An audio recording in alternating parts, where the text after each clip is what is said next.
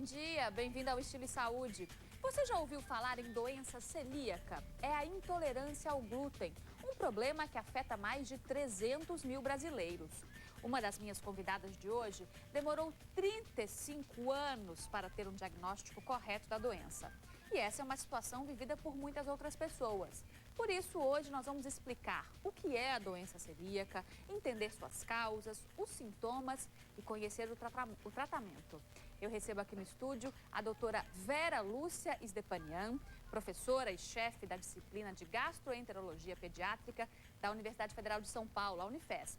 Também recebo Nildes de Andrade, presidente da Federação Nacional das Associações de Celíacos do Brasil, e a empresária Marilis Maldonado Moraes, que tem intolerância ao glúten. Bem-vindas ao Estilo e Saúde, bom dia. Bom dia. Eu falei na abertura, Marilis, de um dado impressionante, né? Você demorou 35 anos para ter o diagnóstico correto de doença celíaca, né? Por que demorou tanto? Conta resumidamente pra gente essa história. Resumindo, o que acontece? Mais ou menos com 6 anos de idade, eu sempre sofria de anemia. Então, aos 6 anos, eu tive que fazer transfusão de sangue por causa da anemia.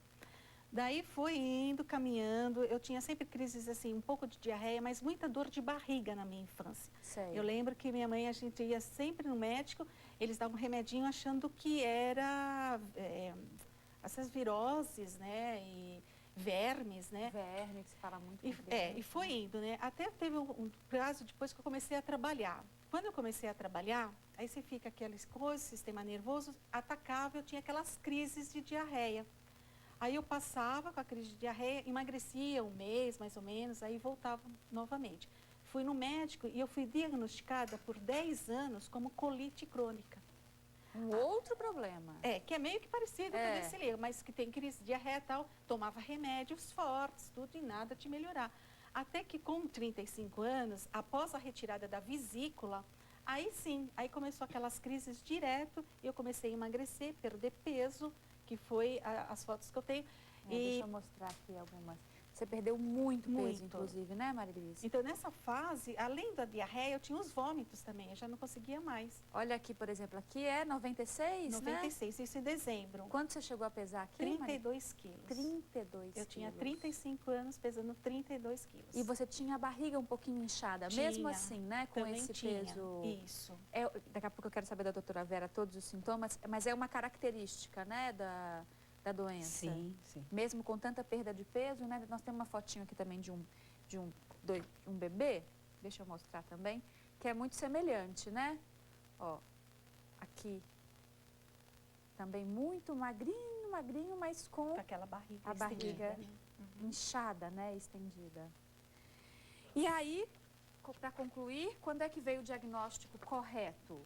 Foi logo depois, daí em dezembro, que eu fui internada novamente.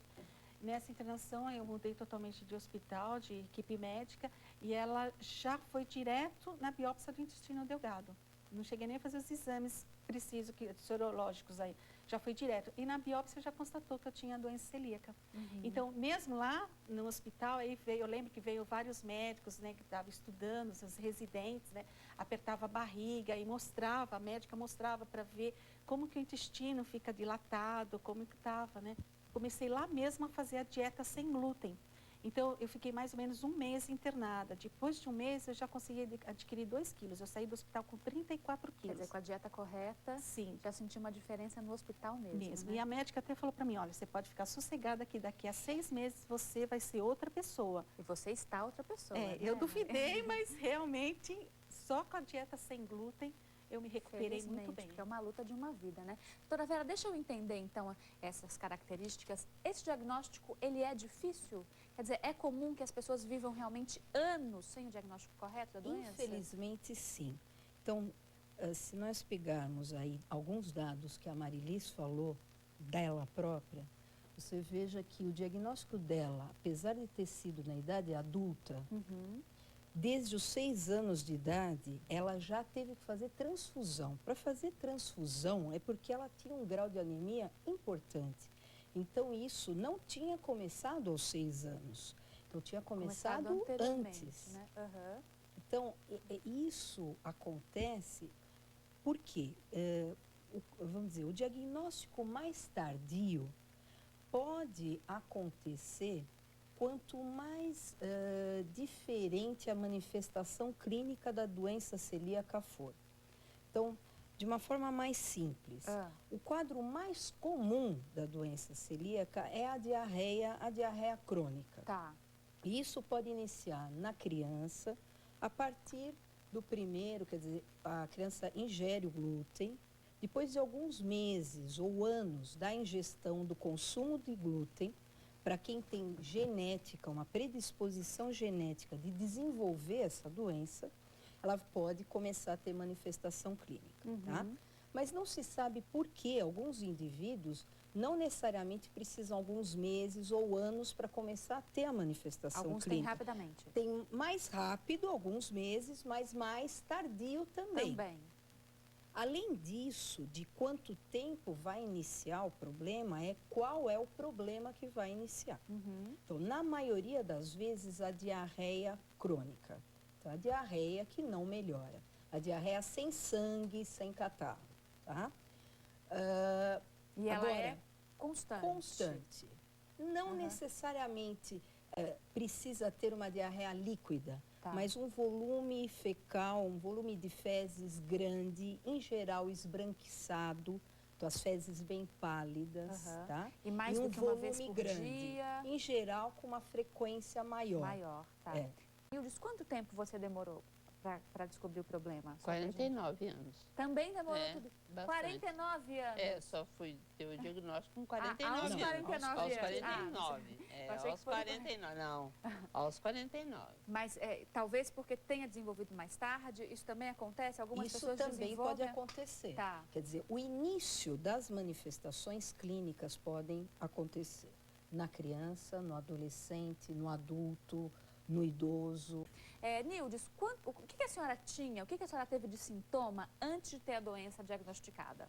Com 40 anos, eu resolvi fazer um exame para ver se eu estava bem dos ossos. Foi uma rotina. E aí foi descoberto que eu estava com uma osteoporose não compatível com a minha idade. Sim. E eu comecei a fazer o tratamento e a minha osteoporose nunca estacionou, ela cada vez progredindo, até que eu tive os sintomas da doença, que é diarreia, perda de peso. Então aí foi aparecendo mais a doença, mas demorou muito mesmo. Também demorou muito. 9 anos para poder descobrir. Dos 40 até o 49 anos, eu fiquei numa parte que eu só tinha perdas, né? E não descobria que eu era celíaca.